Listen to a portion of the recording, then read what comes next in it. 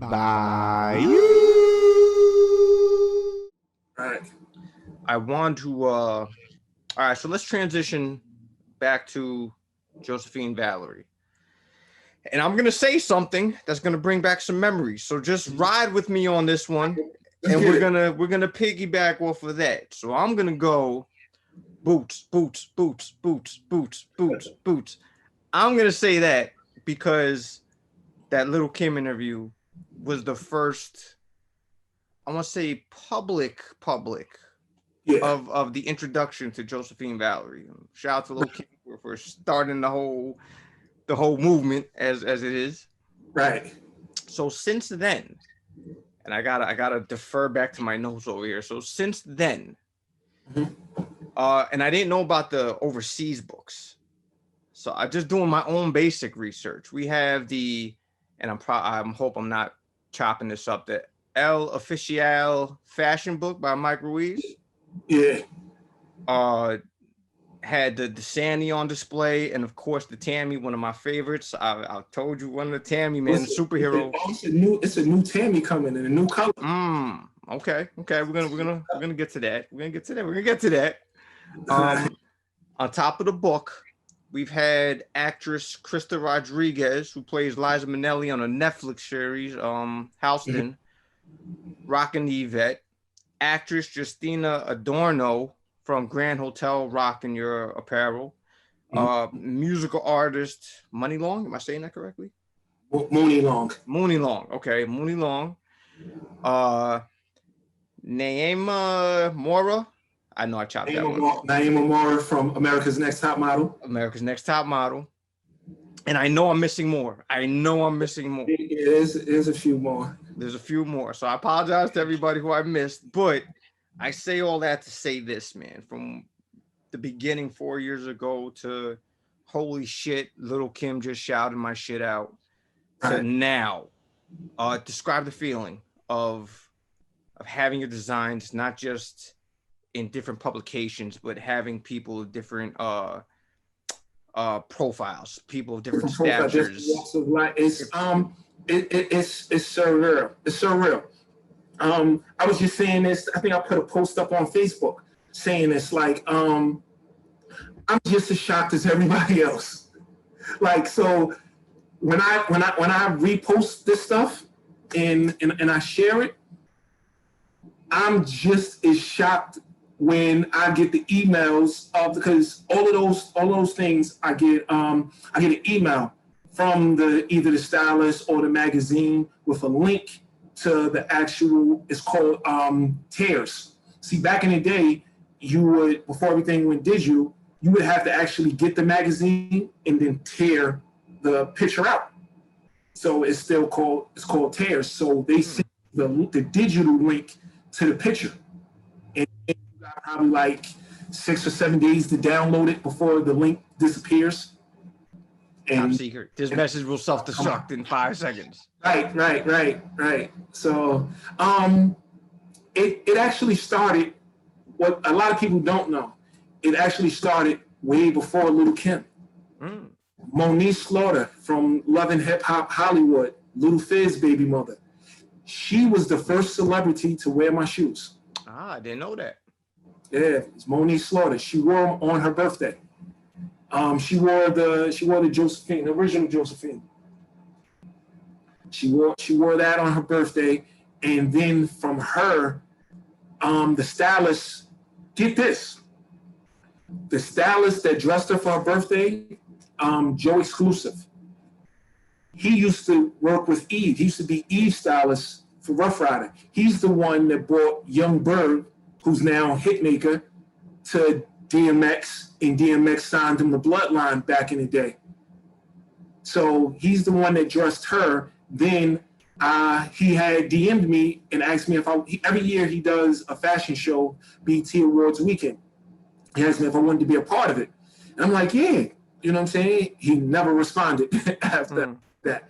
So me being a person that I am, I go through, I'm doing all the research. Oh, this is where the fashion show gonna be at. This is, you know what I'm saying, how much the tickets cost. I bought 2 front row tickets and a plane ticket flew out to LA, and I'm like, yo, listen, you ain't gonna answer my DM. You gotta answer me in person. So one of my cousins was already living out there. So I flew out there, me and him went to the fashion show. As soon as we get in there, I go straight to the bar. I'm like, yo, let me get a double shot of Hennessy. Let me get my nerves right. As the bartender's making a drink, I turn, and he's standing right there. So I'm like to my cousin, like, yo, there you go right there. I turn, I say, yo, I'm the one that did the feather shoe. He like, huh? I said, yeah, the shoe Moniece had on. I'm the one that made it. He like, you based out of LA? I'm like, nah, I'm from New York. He's like, oh, what you doing out here? And then from there, we connected. And from working with him is what introduced me to other stylists that then started to, use my products to do this. The boot Lil Kim wore, that was a sample. I had got that from the factory probably 3 weeks before I actually dropped it off to her stylist. She's my sample size. So the stylist went to my website. They picked probably like 8 or 9 shoes from my website for her to like pick from, which is crazy because where I had to meet the stylist at to drop the shoes off was across the street from the 9 West showroom in the city on Broadway. So the last time I was on that block, I was bringing shoes to the 9 West showroom because I worked for 9 West. Now I'm back down there on the same block, but I have my own shoes. So like I'm standing on the corner like, yo, this is crazy. Like I'm down here with my own shoes. Something in my spirit was like, yo, get those boots that just came in. I take those with me. So I tell the stylist, yo, I got the drinks that you asked for, but I also have something nobody's ever seen before. I show them to her. She's like, ooh, I just pulled something that, that color. She didn't tell, because they had that was taped. So she knew that the boots chant was going to happen. She didn't tell me. I watched it on TV like everybody else. So when that happened, like I'm watching it on TV, my phone started ringing, people started recording it from the TV, posting it. So it was a great experience. And awesome. And prior to that, I had been in the studio with Lil Kim probably 6 or 7 years before then. She had an artist that I had wrote a song for that she was in love with the song. Mm. We were in the studio recording it. And, when that happened, a mutual friend of mine that, is friends with Kim and was friends with me, called Kim and told her like, yo, do you remember him? This, that, and third. That's him. And it like kind of threw her back a little bit. She was like, wow, like that's what he's doing now. Tell him I said, yo, best of luck. You know what I'm saying? So that was dude, great experience. The way your story just you can't write that any better than how it's panning out, man. Just like the 9 West thing, the Lil Kim thing, just all the walks that end up just circling back right back around. It's amazing, man. Like if I know you, so I know all of that. Like people that don't know, you're gonna be like, man, get the fuck out, dude. I'm telling everybody listening, like it is facts. Like your story, man. It's A, is meant for a fucking movie, but B, it's just how everything. It's like it was written. It's like it's like it was written for you. Like everything was already done. Speaking of writing, I journal all of this stuff. So in 2015, I started writing a logbook for my life. So working in the residential treatment, we would have to do logbooks. So we would have to, do entries. It was every half an hour, unless in between every half an hour entry, something significant happened. So we had to constantly log it. I started doing that for my life. So every New Year's, since 2015, I don't go out and celebrate. I don't do nothing.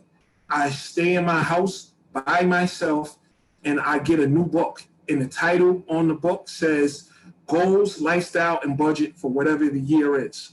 Whatever goals that I didn't accomplish the year before goes at the top of the list, and then I keep adding, and then I log all of the stuff that happened, what I, what goals I had, what I want to do, how much money it's going to take for me to spend, what I'm going to save, and, all of that.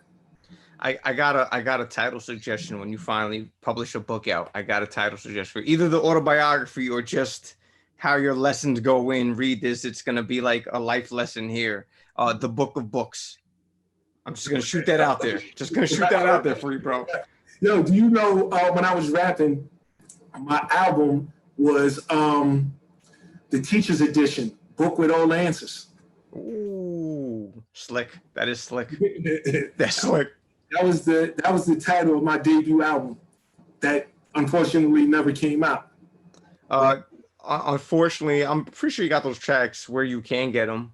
Oh no, I haven't. I have, see, and that's the thing. I have every song that I've ever recorded when I was with Rough Riders for those 5 years. Nice. So now, all right, so you have the songs, you can put them out whenever, but it's crazy, man. And we said this the last time, and whoever, check out the last interview. There's so much more to the man as far as like the history of where we are at now. So go check it out, man, the previous podcast, but just go back. It's crazy how every step, never a failure. It was never a failure, but every step that this chapter ended, was the next step towards the next chapter.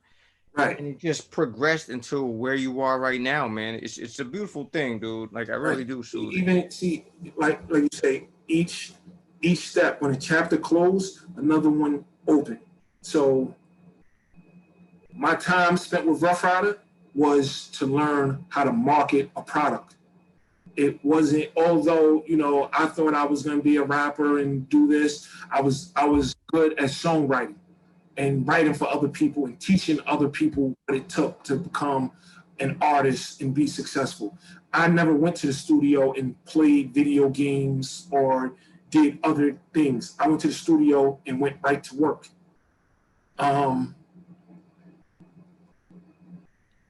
It was... Joaquin Dean told me one time that I have to stop fighting change, like embrace the change.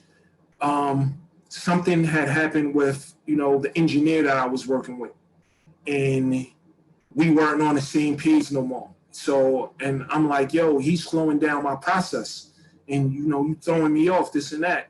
So, while I was telling me like, yo, stop fighting change. Change is inevitable. And I'm like, damn. I started to look at that.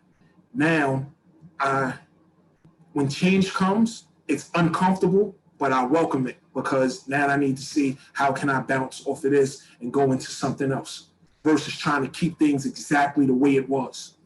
That's such a powerful message, and one that I admittedly learned late, but it's such a powerful message to just, change is going to happen, man. Don't fight it. And, right.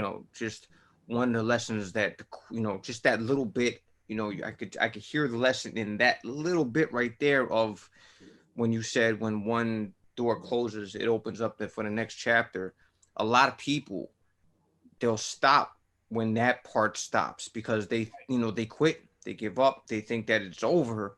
Right. But, they don't realize it's just something different. This is the universe testing you to see how bad you want it.